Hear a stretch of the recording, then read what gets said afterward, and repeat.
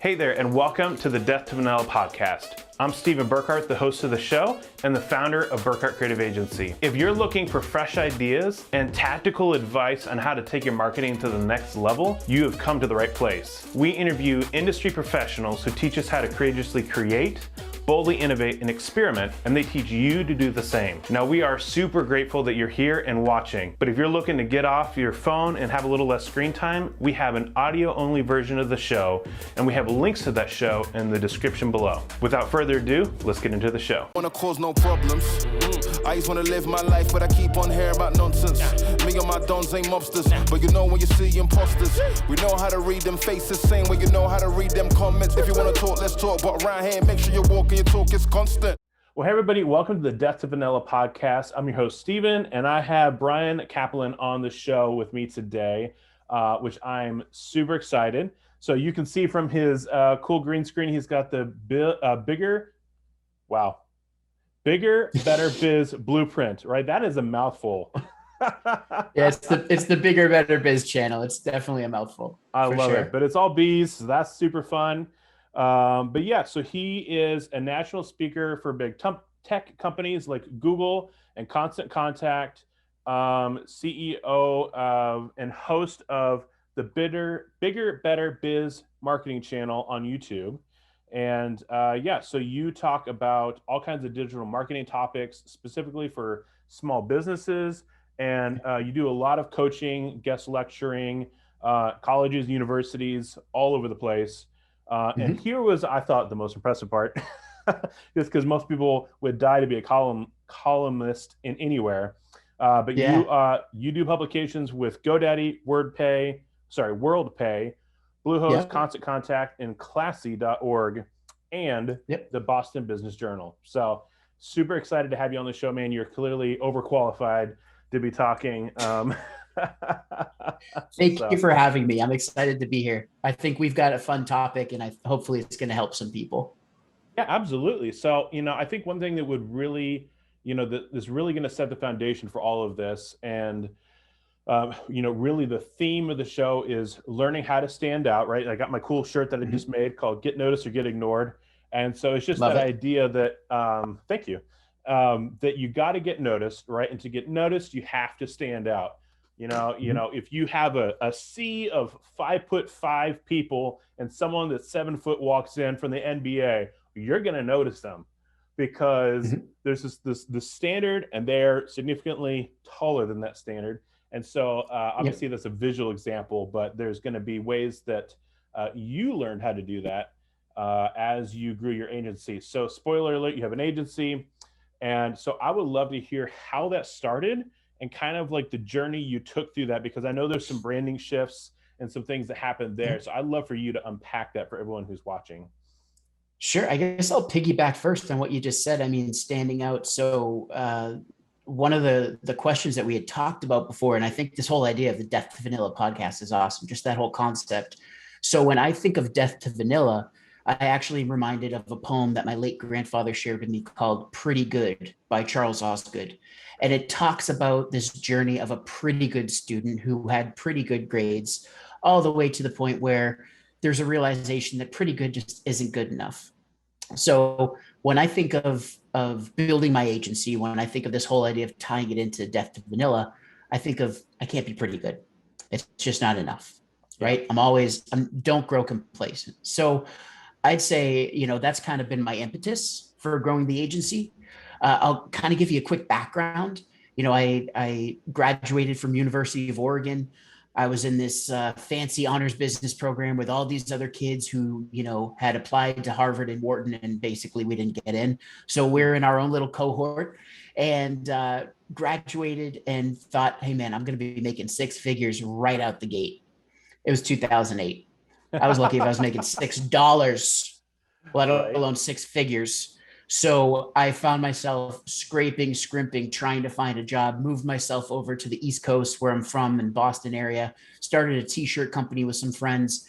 And basically it was a huge learning lesson of what not to do when you have startup capital.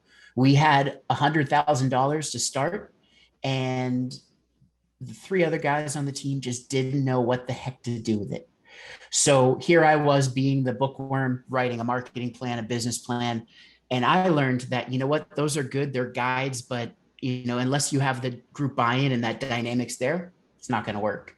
So I found myself in the tech industry working at a startup. And then after $20 million of venture capital and building their partner program leaps and bounds, I found myself out of work.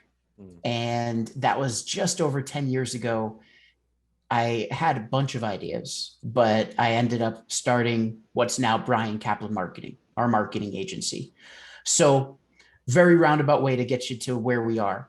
Now, you had asked the question, like, what are the challenges, the trials and tribulations of building the agency, right? I think you know it too, right? Any agency owner knows you kind of put your stake in the ground, you put your shingle on above the door, and you're a legitimate business. But what does that mean? Right. And just because you're legitimate and subjectively the people that know you, you're legitimate to them, doesn't mean that anyone's going to know you, like you, or trust you enough to give you their business, right? Oh, yeah. So I'd say, I don't want to talk on and on if you have other questions, but go for it. Okay. I really think the thing here is this: when you're establishing your business, in this case, let's talk about a marketing agency, any kind of consulting services or coaches that are listening, right? I'd say the big thing is, obviously you need to make a name for yourself, and you realize really quickly that you are a small fish in a gigantic ocean.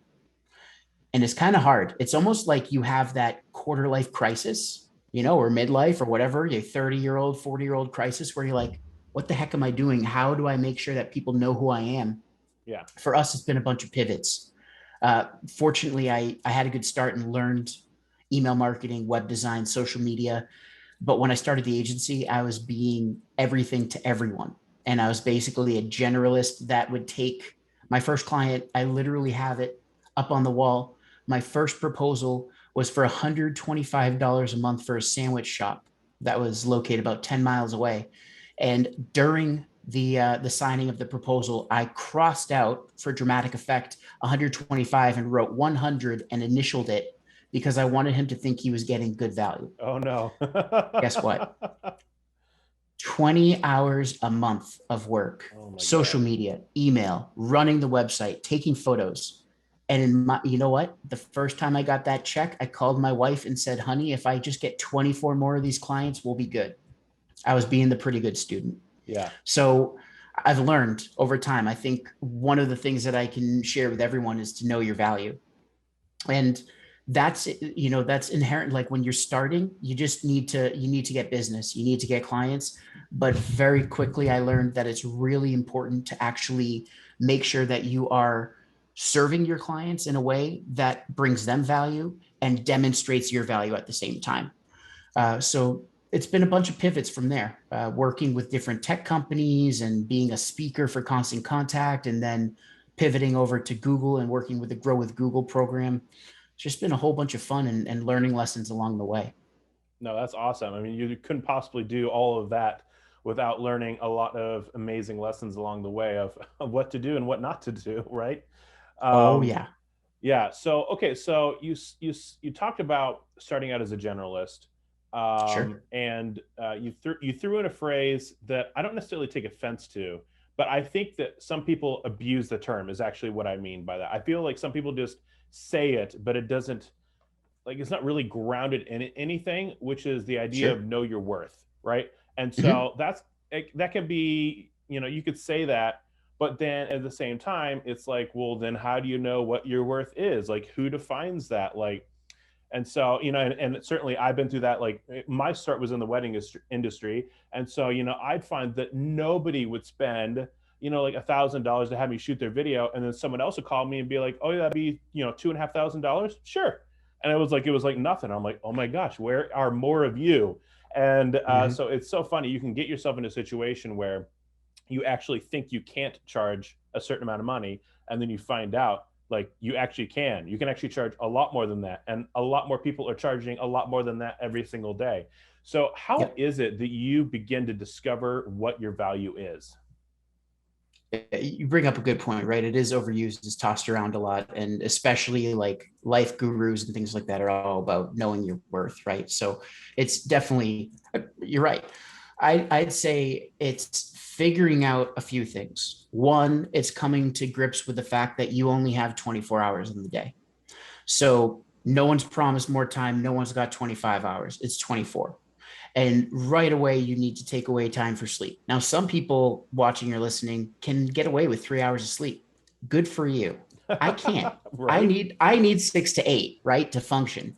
And then factor in personal life stuff.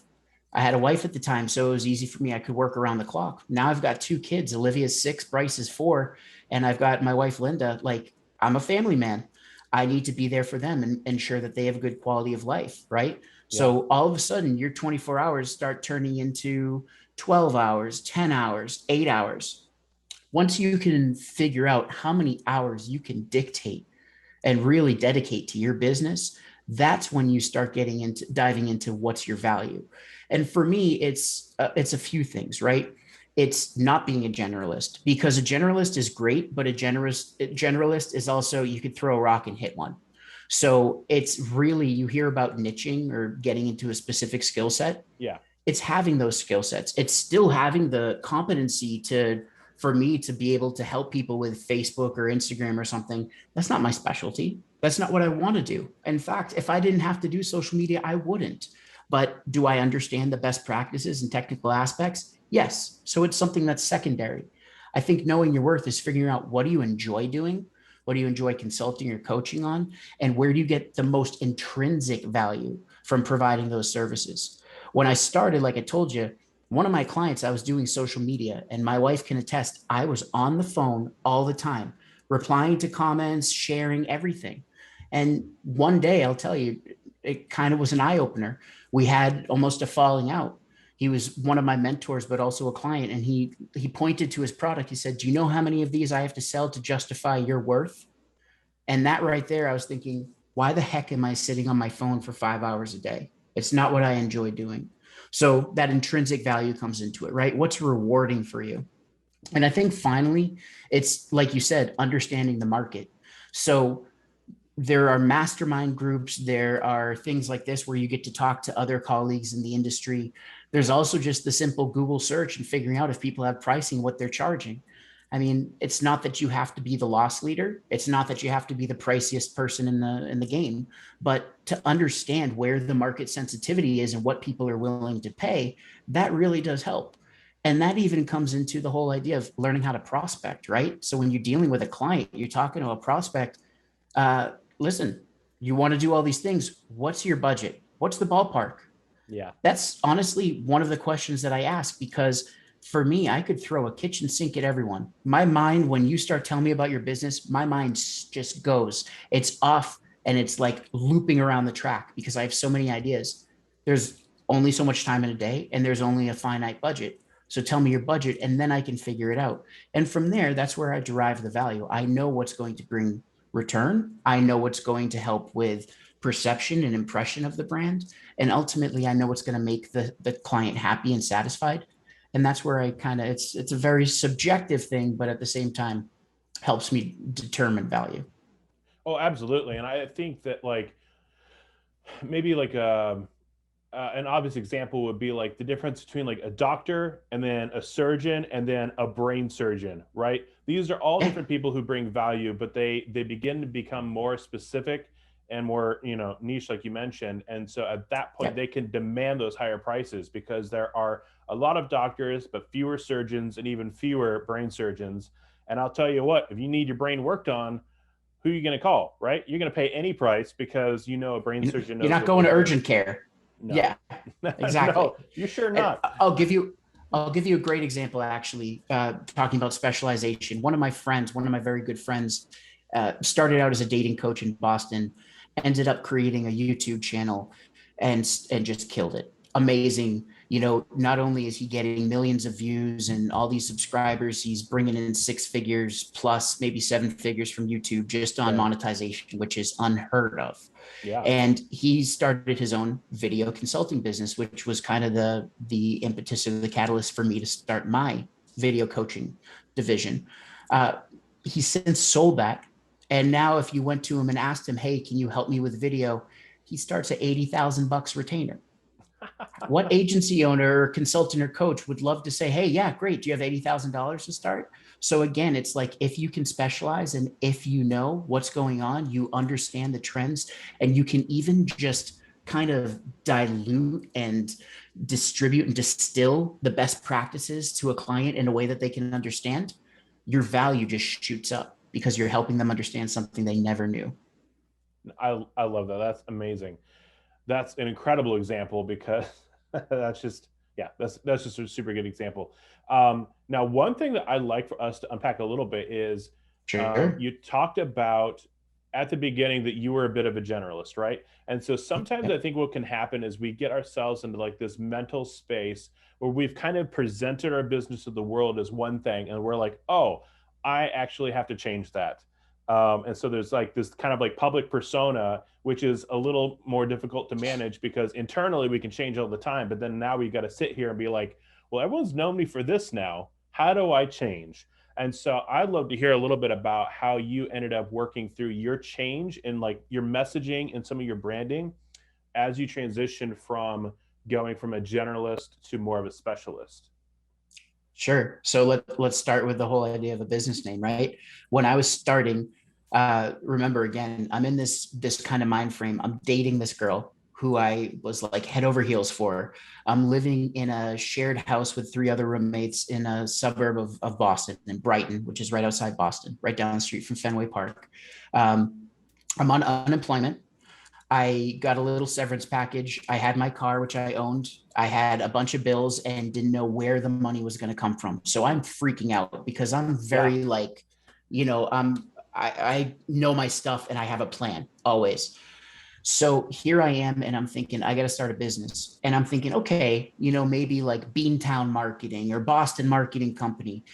And then I talked to a few family members, shouldn't have listened. And one of them said, well, why would you, localize and say I'm just in Boston, because you want to service anywhere? I'll get to that in a second. But basically it came to be that I called myself BJC branding. 2 things here. One, never choose an acronym for your name, because it is a dyslexic nightmare. No one can get it. No one understands acronyms, nor do they remember them. I was CBJ, JBC, BCJ. Nobody could get BJC. So that's one. Branding was a giant misnomer. I could do graphic design. My logo was horrible to start. And so right away, I'm painting a picture that I can do your branding, but I don't even have mine on lockdown. So that was number one. Realizing, I think it took me like 3 or 4 years, that BJC branding just had to go. So it's coming to grips with that. Then it's a matter of, we've gone through iterations. I always make a mug for the different brands that I've had so that I can sip on the coffee and look at it and be like, oh, you schmuck. So BJC branding was the first one.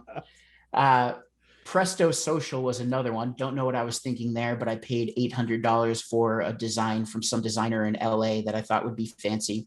That went out the window in a year because that was just a horrible name.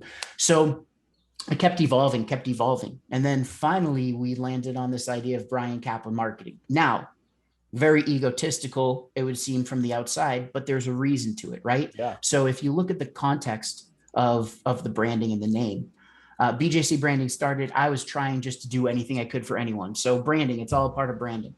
Presto Social, I started focusing in social media and realized I did not want to do that at all. Now, as we've established, I get to present. I'm very fortunate that I get to present to folks all over the country, right? And I can go talk to small business owners in California. I haven't been to Arizona yet. Denver, Florida, all the way in New England, everywhere. I've really literally been to most of the states. So it's really nice because I get to meet small business owners. But the thing is, I'm there under the guise of Constant Contact or Grow with Google. And so I don't want to be known as the Google guy. I want to be known as Bryan Caplan, the guy that can help you with your marketing. Yeah. So that's where we created Bryan Caplan Marketing, and really how we've kind of gone through these iterations to a point where, it just makes sense. If you watch the YouTube channel, which you said, it's right there, Bigger, Better Biz. And if you go on the website and everything else, you're seeing me probably to the point of ad nauseum. That's okay. But I'm the figurehead. I'm the guy. So if you're going to look for Bryan Caplan, there I am. Well, that makes sense. I mean, like they always say, and from a sales perspective, that people do business with people, not businesses, right? And so at the same time, it's like if your business is literally your name, people are doing business with you. So it works out. I got a great client who's a Sandler sales coach. And one of the things he says to everyone is kind of his sign off for the videos that we were doing together. He said, "Hey, folks, remember, before people will buy your product or service, they have to buy you." Mm. And that once I heard that the first time, I edited hundreds of videos for him. But once I heard that the first time, I was like, yep, they got it. If they don't love you, if they don't trust you, then why would they ever want to spend $1 with you? That's true. Man, what a great education to be editing his videos. It's just like people are paying for this content. You're just watching it for free. Actually, you're getting paid to watch it. I mean, that's just good stuff right there. And full circle, when I worked at the tech startup that I got laid off from, he actually was the sales coach there over 10 years ago. So we reconnected and I was able to help him grow his business, which was kind of like, for me, wow, that's a comeuppance. Like, I can't believe I'm now helping him when he helped me be a better salesperson. Oh yeah, totally. That's amazing. Yeah. Yeah. I guess his techniques worked on him. It did. I used every single one. And at the end I said, you see, I still remembered everything you taught me. He's like, okay, let's work together. Brilliant. I love it. Yeah. Cool. So can you tell me maybe like a couple of specific, okay, so you changed the name. So that was kind of big. And then what other things did you end up doing to really kind of start making your moves and positioning yourself in the marketplace? Sure. So I'm sure you've realized this too, with digital marketing always changing, right? Yeah. And it's kind of like, and personal story, I just got diagnosed with ADHD at the age of 35. Dang. It's taken me 35 years to finally realize why I was like all over the place, starting something, stopped, like couldn't, almost like raking leaves in the backyard. I don't know if you have those there or if they burn up, but like when we rake the leaves, right, they catch on fire. But here, like I would rake little piles that had 20 piles around the yard. Right. So one of the things is you chase that new shiny carrot, and there's so many things. There's obviously social media, there's chatbots, there's email, there's text message, all that kind of stuff.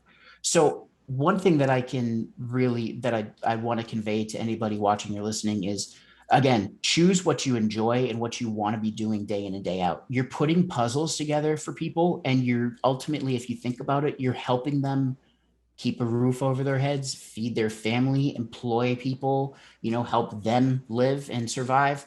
So you've got to think like, I don't want to be going to work and doing something I don't enjoy every day. That being said, we have always been an email marketing service company. Always, always, always. And I think we always will be. We get email, we build it, we create it, we design it. We just know how to do it. Like, honestly, it's something I could do in my sleep. Someone comes and tells me a business and I have an email for them in 30 minutes. So that's something where we just built the muscle memory. And that's always been one of our finer points. It also helped us to really boost our business because it's a real good entry-level service, right? Once people understand the value, then, hey, you need a new website to grow your email list. Hey, we got to look at your social. Hey, you should build a YouTube channel. Hey, you need content. Hey, you need this. So it really, the way that we look at it is how can we create these different entry points to ultimately provide a comprehensive or complete package? So email is number one. Yeah, and then I'd say web design has been a standard. Websites aren't dead, despite all the Facebook ads you see where it's like the website is dead, do this, and all the click funnels stuff. Like, funnels are great, but people still need websites. And the average Joe and Jane business owner who live in the middle of Missouri, they just need a simple website where people can find them, right? And then as you get more kind of complex, you get into landing pages, funnels, and all that stuff. So for us, it's just been exploratory. It's been an evaluation process. We've started many projects. We've started several sub-brands. Some of them took off and they're doing great. Like, we have a review product that's wonderful. It helps a lot of people and it's growing every day. And then we had products where it turned out that it was 20 hours of client support, and my business partner and I are banging our heads against the wall saying, why did we do this? And we, kind of put the kibosh on it. Understandable. Yeah, it's funny. It's like, how can you make the argument that web is dead when people make just disgusting amounts of web searches a day? Like, if people are searching, then the website needs to be there to be the answer to that question. Like It's crazy. Blows And I'll my tell mind. you, with Google, we teach, there's a great stat that I teach during one of my classes that when you snap your finger, right, it's like, it's equivalent to a second. In the snap of a finger, 40,000 plus searches happen on Google. So how can you not have a web presence and or start using these other things like rich snippets and all that other kind of stuff to really get your brand in front of people? Yep. That's part of the process I'm working through right now. We just moved our website from Squarespace to WordPress. And so we were just running into some sort of like wall when it came to search traffic. And so we've been slowly making some changes to get that working, but I make no claims to be a website designer. So, No. but yeah, so that's just, that's been the journey we've been on, just making that happen. Because the reality is people are searching for services and products online. So they're either going to find your competitor's website or they're going to find your website. So you choose, right? Yep. And so that's another part of standing out, right? And so, okay, cool. And I'll tell you one more thing. So one it. more thing I'll tell you, Steve. So I think, website is definitely it, right? But one thing that just came out from Think with Google, which I thought was a really amazing article and a really good study, is this idea of the messy middle. So it's basically the customer journey, and it's looking at how the pandemic affected customer decision making, right? Okay. And it also shines some light on how customers, it's not just a linear journey where they're searching for a service and then they say, hey, Steven, I want to hire you. It's they're searching and then they're going to look at your reviews. Then they're going to look at your photos. Then they're going to watch videos if you have them, or listen to these podcasts or whatever. And so there's going to be, on average, over 100 touch points before they'll consider taking out their wallet and buying your services or products. Wow. So that's where the name of the game is being everywhere. It's being ubiquitous, but in a manageable way, creating content like this. And then, of course, we had talked about this before we recorded a few weeks back, the whole idea of taking this and turning it into snippets, putting in a blog post, putting on YouTube, all those different ways to recycle content, but get the brand out there. Right. Okay, so your home base is email marketing. So what I would love to hear is a couple of tactical things that you guys do when it comes to email marketing that helps an email stand out, right? Because I think email is incredible, right? It's one of the only places where you own the information of the people that you're talking to, right? At any point in time, Facebook could say like, hey, guess what? You're not talking to your friends anymore. And they've done it. Yep. And so email's not like that, thank God. And then the second thing is, it's just such a great way to, it's just like a good funnel too, right? Because you can send people to your social media, you can do videos, text, send them to your website. But at the very least, people kind of still actually read their emails. And so it's just good stuff, right? But I don't need to convince you of that. So this like, what are a couple like, what do you think about email marketing? What are a couple of tactical things that you do in emails to make them stand out? Sure. So I think to your point, right? Email is effective. The way that I look at it is social media is like renting an Airbnb. That host can kick you out at any time for any reason, right? You have a party and you have too many people, you're out. If you're too loud, you're out, things like that. Whereas having an email list is like owning an investment property. You're getting returns on it. It's an asset. So the number one thing is, yes, you own your list. I would say number one, hands down, do not buy a list. I have worked with thousands of email marketers, thousands of companies, and the ones that had the lists that they bought, they didn't see the returns. Now, there was one guy when I was first starting out in the startup, his whole business, and I knew this, but I needed to sign up accounts because I was a poor salesperson. He was like, I got a list of 50,000. I got to send it. Okay, new account. Here you go. Because I got my spiffs, my bonuses for setting up the accounts. Shame on me. But I would watch the returns. He'd send out an email. The returns were negligent. They were so small. So number one, don't buy a list. Number two, I think something that people don't realize is frequency is important. The average business owner is probably getting 70 plus emails a day, including the spam. And if they don't have filters turned on, it's all going right into their inbox. So how are you standing out? First off, it's obviously from name, subject line, things like that, pre-header text, but also the frequency of send. So a lot of business owners think I should only send once a month. Nope. With more noise comes more reasons to send. For us, our clients, we're telling them to send at least bi-weekly, if not weekly. Some clients are sending 20 times a month, but in a methodical, strategic way. They have a plan. It's not just a shotgun spray and pray approach. So number two, I'd look at your frequency. And really, when you up your frequency, a great example, we have a realtor for Keller Williams outside of Boston. One of my longtime clients, a really good friend. She's basically my guinea pig. She allows me to test anything with her brand. She's just awesome. Like, here's the budget, go do it. Oh, it's a marketer's dream. So at first we were sending a monthly email, and we were getting okay open rates, but it's an email from a realtor. Who cares? Then we changed the game. We turned it on its head. We spun it and said, hey, I am an expert in the industry, in the community. I know what's going on. Here's activities. Here's, if you're going to buy, here's something to consider. If you're going to sell, here's something to consider. We started sending weekly. We saw drop off, and the list cleaned itself, which is a good thing. All those inactives unsubscribed, or they replied back and said, remove me. Fine, no problem. But then we saw the list grow from word of mouth because people were seeing it as a value add. We're averaging 18 to 22% open rates and click rates anywhere from 5 to 12%, which for a realtor sending a weekly email is insane. Right. So frequency, right? Getting in front of them and getting those impressions. I think the third thing is you don't always have to sell.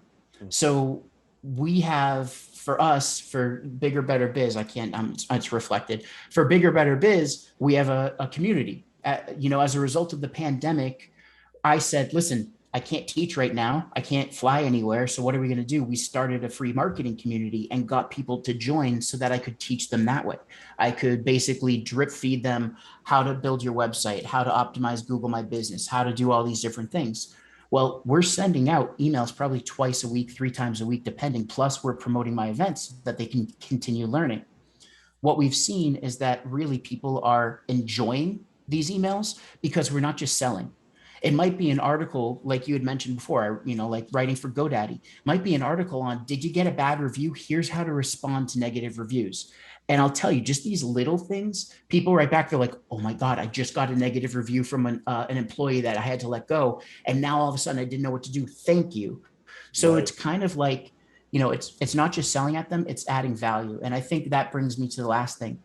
For any of you that are coaches, consultants, where you're working with a client, if we've already talked about this whole idea, establishing that you're helping them survive, you're helping to provide, and really you're helping them with Maslow's hierarchy of needs, right? Yeah. But one of the things that even I watched a video from Will Smith, one of the things is, and you can't buy happiness, right? Material things, they're going to come and go. And if you had all the money in the world, soon enough, you'd lose passion for everything because you can have anything you want.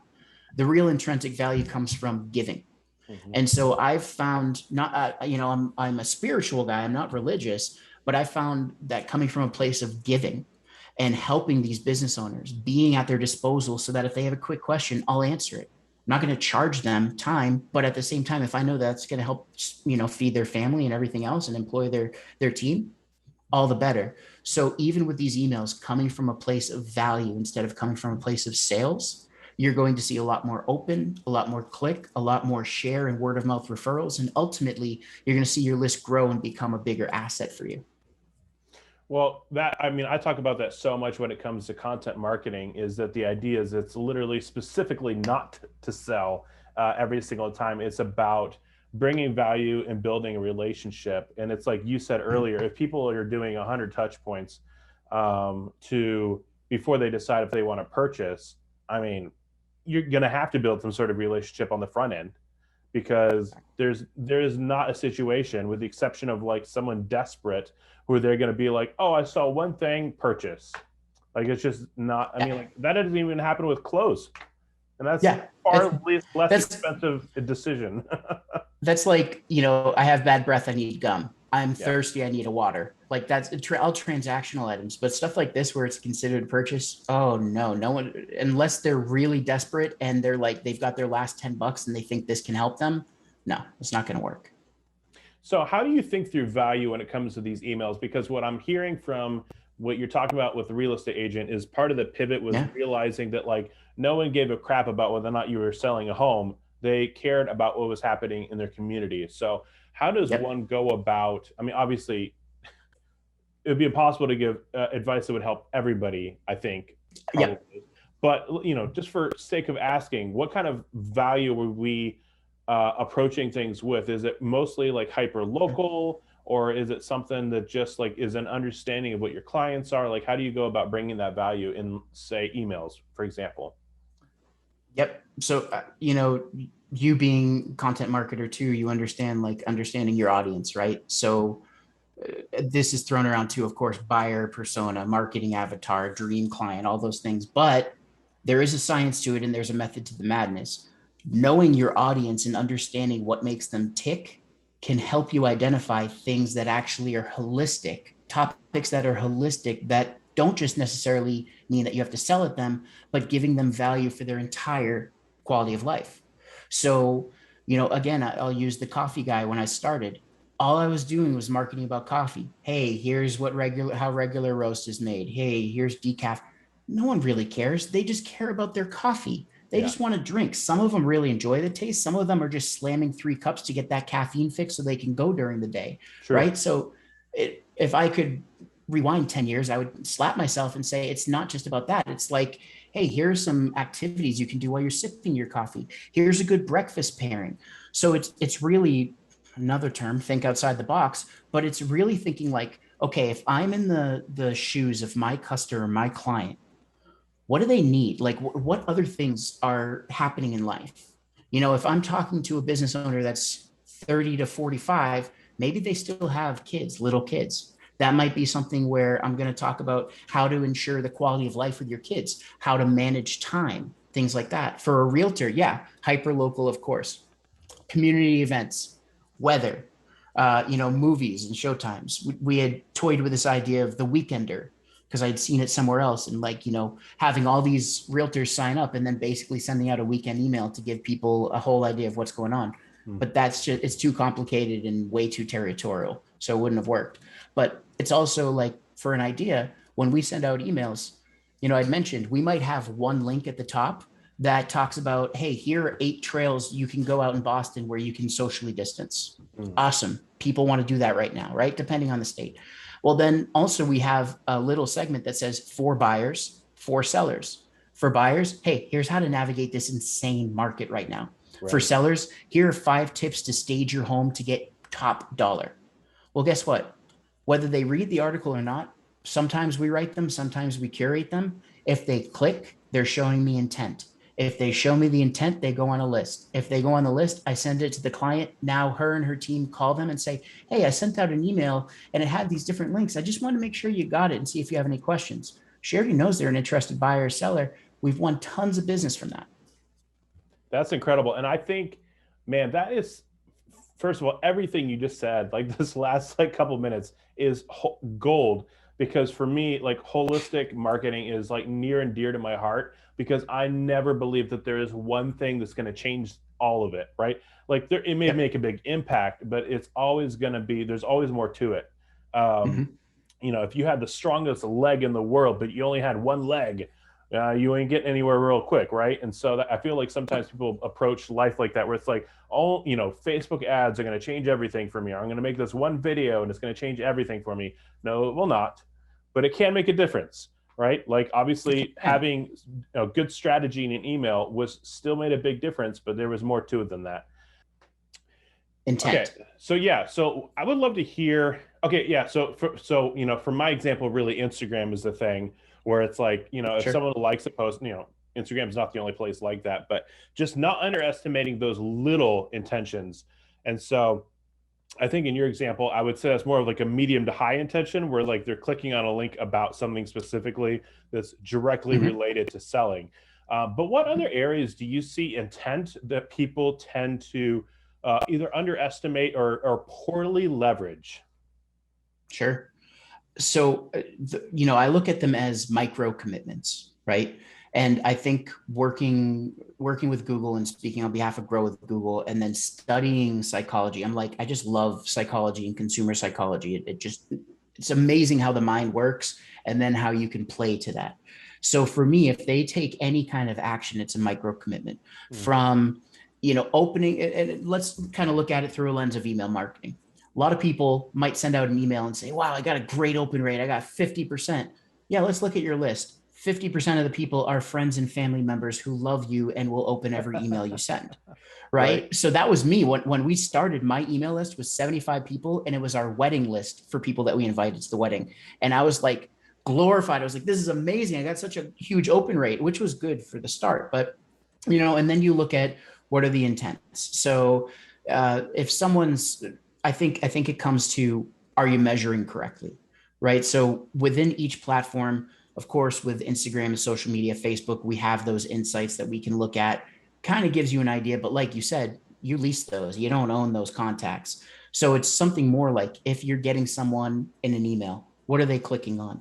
I want to be using action-based triggers so that I can add them to a certain list. I can all of a sudden send them to a drip series. So for instance, if someone clicks on hey, I'm interested in buying, well, now we have a list that they're going to be added to, where they're going to get a series of, hey, here's what to think about when buying. Here's, some different areas that are really good, that have great school systems, things like that. So we're kind of priming them with information, and using that intent, we've saved a lot of time. She doesn't have to sit there, and I don't have to sit there pressing send every time someone's interested in buying.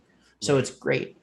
Other areas, like micro commitments that I think are really important is when we look at, let's say, Google Analytics, right? Or any kind of analytics platform on your website, but I'll defer to Google Analytics, because there are a lot of things that people don't realize they can do. I think for most business owners, they're like, yeah, I heard about Google Analytics. Some of my web designers set it up. And it's like one of those hack jobs. It's just a copy and paste. There's more to it. You can actually, what a lot of people don't realize, you can track conversions, which is great. So if you have a shopping cart, you can see when they go to your order confirmation page or when they fill out a form, but you can also track events. So I can track if someone's clicking on a certain button. I can use Google Optimize, and I can do split testing on my website to see, does this call to action work versus this call to action? So I'm getting a little bit more scientific here, but if I have that data, then I know what's playing to my audience. I have a better idea of building that buyer persona, and then understanding, kind of thinking what's going to play with them, what's going to work. And if I know specifically buttons and what words, what verbs are being used on there to get them to click, I'm going to have that kind of flush out through my whole strategy in my emails, on social with clicks, if I do ads using those verbs, things like that. So it's going to help me understand the language of my consumer as well.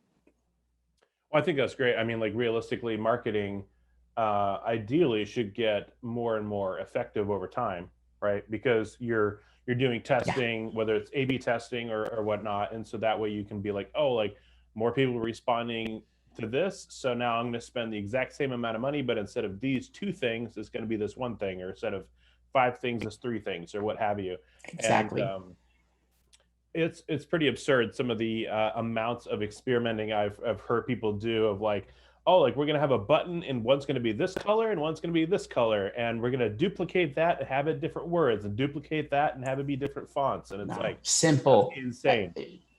No, it's keep it simple, silly, right? It's the KISS principle. Like, you test 2 things, just test 2. If you want to make it 3, great, do 3. But, colors do play in. The psychology of colors definitely plays in. Lighter backgrounds on websites induces more click through than a darker background, and then with visuals, the way that we process images, having lighter visuals is easier to see. It's easier for the receptors in our eyes. So people are going to process and act on it faster. There's that kind of stuff that goes into it. But like the simple things of just doing register now versus grab your seat or claim your spot, test them out and see. And that's where what I love is you can use, this is why I love email, because it's so flexible and it's so iterative that I can send out a campaign, and maybe, I got a good open rate, but people didn't act. I can send out that same campaign a few weeks later. No one's going to remember the content. I'm going to change the subject line, and I'm going to change the calls to action and see if something else works better. Right. So that's really for a marketer, any kind of person that's trying to test your messaging and your kind of conversion rate. That's a great way to do it. Nice. So I want to, honor your time and try to wrap up here in a couple of minutes. So what were a couple, if you had to pick, what are a couple of things that people are doing that's really stopping them from standing out better? And And what are, yeah, let's start there. And then let's answer the question, what are a couple of people that you see doing it really well, like standing out? Sure. Okay. What are people doing that's stopping them? Overthinking. And that's where I came from. So, you know, I'm coming from a place where I was an academic, I was straight A student, really hard on myself with grades and everything.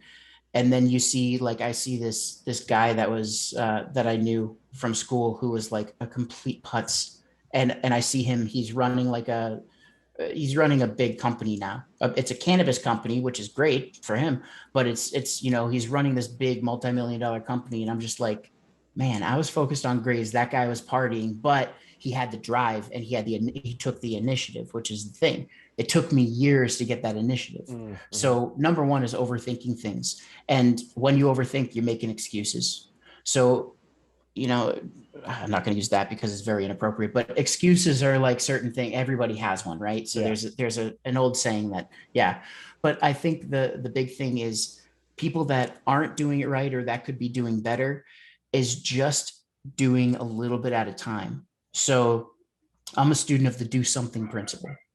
Stop worrying about everything else. You're going to be overwhelmed no matter what. With Marcus Aurelius, right?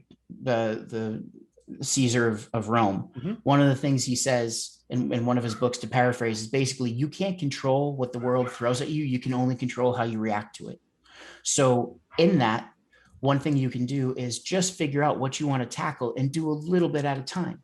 Right. And it's in us to freeze, especially, like, this is the psychology part of me, but the reptilian brain gets overwhelmed. If you've ever noticed, you like go on a drive, you're doing tons of stuff, you're getting so much done.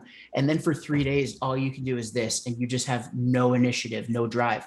It's the reptilian brain at work. It's like, I've done too much, I need to rest. Yeah. So the whole thing there is to trick your brain into doing just one thing and making a list. People that are doing it well, there's two schools of thought on his tactics and basically the way that he sells, but I do like Russell Brunson. Okay. I think he's a smart marketer. He's built a really good community and a following, which is huge. He's very sales based and a lot of sales copy, a lot of funnels, which works for certain people, especially those that aggressively want to grow their businesses. Right. Doesn't work for others, like I mentioned, like the Joe and Jane from the middle of Missouri, turns them off. But I definitely watch his stuff. I read his stuff. I get his emails, and I definitely have borrowed certain things from him and turned it into my own. Yeah. I think that's a good, any marketer is going to look and watch and see how they can turn it into their own flavor. I think another one that does really well, and this is coming from, being a speaker, is Tony Robbins. Mm-hmm. I mean, I've never gone to one of his events or anything. I've checked out some of the different stuff he has, but I know people who have gone to events. Dakota Riley, the realtor that I talked about, she went to one of his events and it was life-changing for her. It turned her from 35th agent in the office to number one with a team of 8, leading the pack, right? So for certain people it works, but the way that he's built his business is very impressive. Of course, he's got those high ticket, clients, and he's charging hundreds of thousands of dollars for it. But then he's also doing the events, and then he feeds them into small groups and he feeds them into other events. He has courses and trainings. I think he's disseminated his knowledge in a very smart way, in a very sound business model that allows it to keep going. And basically, for any of us, the goal is, I want to be able to go to sleep, or I want to be able to go upstairs and hang out with my kids for the next 4 hours and still be making money. Wouldn't that be awesome? Mailbox money, right? The MRR, the monthly recurring revenue. Right. The guy has created an amazing model to do so. So I'd say those two right there definitely are doing it right and worth taking a look. Well, one thing that's that you saying that triggered a memory of, I believe it was Tony Robbins that was talking about it, about when you're like promoting your services or product, that you should be the one in the video talking about it, even if you're not really good at it. Because he was talking about like the fact that there's no one more passionate about what you're doing than you are, because you're the one making it. And so just that idea of one of the ways that you stand out as per Tony Robbins is the passion The passion is actually something that is one of those variables that's a little intangible, but it helps people stand out because lots of people could be offering what you're offering, but if you care deeply about it, there's something about that it gives even the perception that it's just going to be better because you care more. Like I remember back in the day, I worked at, I don't know if you guys have Sprouts Farmers Market. It's more of a West Side thing, but they're expanding. I grew up I lived in Oregon for years. So yeah, I've seen them around. Okay, cool. Yeah. So I used to work there in the deli, and there was a guy that took forever to make a sandwich, but people would literally request him because they were like, man, there's just something about the way he's making it that's just better. And so, yeah, the same thing with like, growing your business, if you're expanding it, growing it, wanting to stand out, just being able to share that passion, I think is huge because that's something that connects with people. I will tell you too, I was a Subway sandwich artist. That was one of my first jobs. One of the most thankless jobs there is. So be nice to your Subway sandwich artist. But I had a deli guy when I lived outside of Boston, same thing. Like you waited because it was almost like the soup Nazi from Seinfeld. You waited because it was good and you wanted to wait. Right. I think the last thing, just to piggyback on that, you want to exhibit your passion and demonstrate and display it, but you have to do it in a way that's tactful and graceful, right? Mm-hmm. You can't just say, I'm passionate about marketing. There's so many marketers that are like that. And then you're showcasing like, you're in people's faces telling you, I made this person X amount of money and stuff. Some people like that. Most people don't. So it's figuring out a way to distribute that passion in a way that's digestible, because it could be too much for one person, right? So, someone watching this or someone coming to one of my webinars or something, an hour is just enough time because it's a lot of energy, it's a lot of information, and then you need to veg. So I would say my kind of cautionary tale there is make sure that you're splitting it up and finding different ways to actually share it so that people can embrace it, absorb it, and ultimately like you more and like you enough to work with you. Right. Well, I think probably just taking off the pressure that every time you share your passion, you have to sell is probably going to alleviate a lot of that shenanigans where it's like, you can literally just talk about it like you would talk about anything else. And then if people really want it that bad, they'll figure out how to get it. Exactly. You're right on. Well, Bryan, thank you so much for being on the show. I really, really appreciate it. It's just really cool to hear your journey about how you grew personally and how that's definitely affected the way that you've served your customers. I think is really, really cool. And certainly there's no teacher like trial and error sometimes. And so sometimes it's nice for us to be able to practice on ourselves so that way we can bring our A game for our customers. So appreciate you sharing that open honesty story about how you started and really appreciate it. So thank you very much. My absolute pleasure. Thank you for the opportunity and keep doing what you're doing because I think you've got a great concept here and you're going to help educate a lot of people. So thank you. I hope so. I want people to succeed. So a rising tide raises all boats, right? You got it. Cool, man. Thank you. Wanna cause no problems. I just wanna live my life, but I keep on hearing about nonsense. Me and my dons ain't mobsters, but you know when you see imposters.